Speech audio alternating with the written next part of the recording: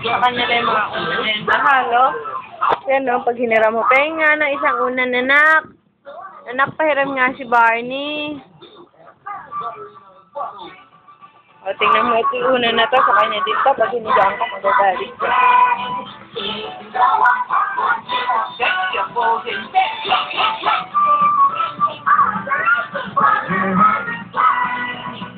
Nanonood ang lakot eh.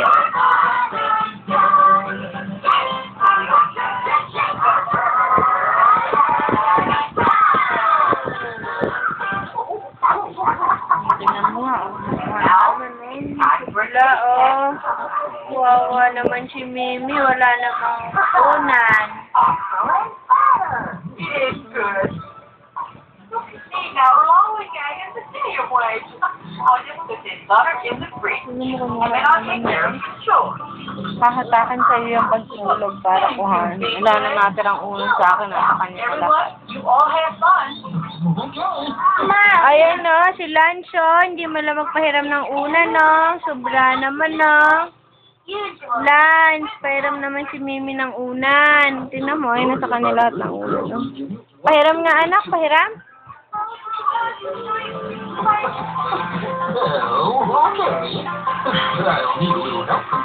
Tingnan mo na naman, naagawin na naman yung bebo ko na yan. Uy, nagsasayo. Cute yan eh. Gusto mo nga daw si Mimi.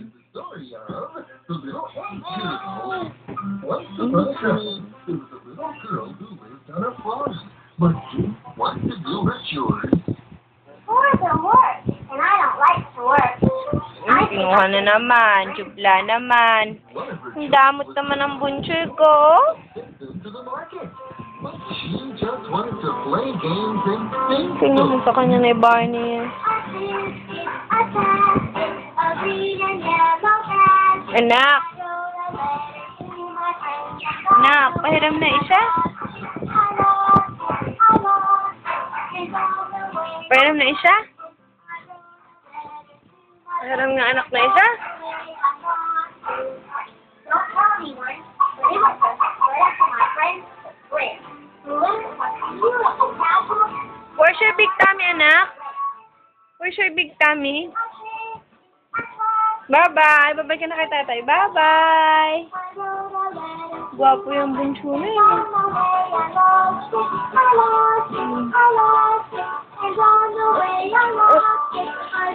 Oh, ano na naman? Tama na. Aray. Bait ba? Eat lunch,